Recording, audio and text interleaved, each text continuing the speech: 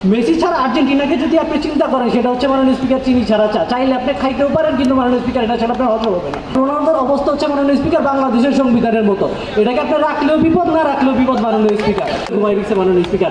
এরা চিন্তা করতেছে এই জার্সি কিনবে না, তারা এবার চ্যাম্পিয়ন হয়ে জার্সি কিনে, কিন্তু মাননীয় স্পিকার তাদের দলের ওই যেটা আমার বড় ভাই মুরিন ভাই বলে গেছে যে মেসি বাদে আসলে আর কোনো প্লেয়ার নাই মাননীয় স্পিকার। এবং মেসির অবস্থা এরকম যে এই একটা প্লেয়ার বাদে মাননীয় স্পিকার আজকে আর্জেন্টিনায় আপনি এরকম কোনো স্ট্রাকচার এরকম কোনো মেকানিজম পাবেন না যারা এই দলটাকে মাননীয় স্পিকার টেনে নিয়ে যেতে পারবে।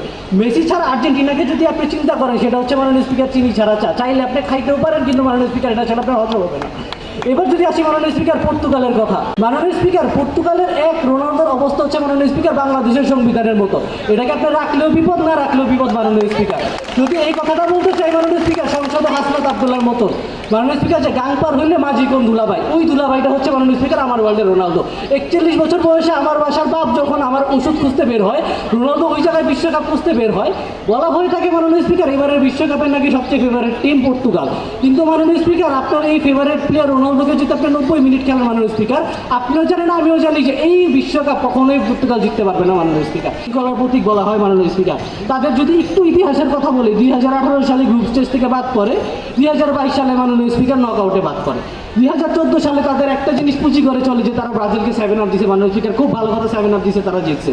কিন্তু মাননীয় স্পিকার তারা বলে যে তারা নাকি তাদের দল পুনর্গঠন করছে 2014 সালের পর থেকে। মাননীয় স্পিকার পুনর্গঠন মানে তো মাননীয় স্পিকার আমি বুঝি যে দলকে জোড়া লাগালো, কিন্তু তাদের দল তো মাননীয় স্পিকার প্রতিনিয়ত আমি শুধু ভাঙতেই দেখি, যেটা আমার ফ্রান্সের ক্ষেত্রে হয় না মাননীয় স্পিকার। আসেন আপনাকে ওয়ার্ল্ড কাপের স্ট্যাটিস্টিক্স দেখাই। ওয়ার্ল্ড কাপে যদি আমি 2000 সাল থেকে কাউন্ট করা শুরু করি, 2002 থেকে শুরু করে 2022 পর্যন্ত ফ্রান্সকে আপনি 3টা স্টেজে দেখবেন মাননীয় স্পিকার। 3টা স্টেজের মধ্যে 2006 সালে রানার আপ, 2018 সালে চ্যাম্পিয়ন, 2022 সালে রানার আপ মাননীয় স্পিকার।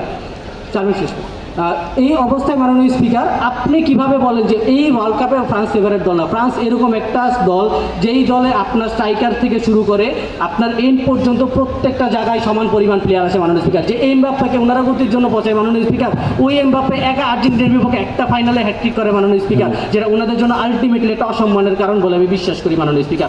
আমি বিশ্বাস করি একটা বিশ্বকাপ জেতার জন্য আপনার স্ট্রাইকারের যদি কথা বলেন মাননীয় স্পিকার, আমাদের আছে কিলিয়ান এমবাপ্পে 15 সেকেন্ড চেয়ে নিচ্ছে মাননীয় স্পিকার, আমাদের মিডিয়া আছে কান্তে, আমাদের সেরা রক্ষণ আছে সাবির, আমাদের কোচ আছে মাননীয় স্পিকার ডিসেম্বর, যে নিজে একটা বিশ্বকাপ জিতেছে এবং নিজে দল হিসাবে একটা বিশ্বকাপ জিতেছে মাননীয় স্পিকার। আমাদের আছে তরুণদের প্রতি, তাই মাননীয় স্পিকার বিশ্বাস করি এবারের বিশ্বকাপ আমরা জিতব। ধন্যবাদ মাননীয় স্পিকার।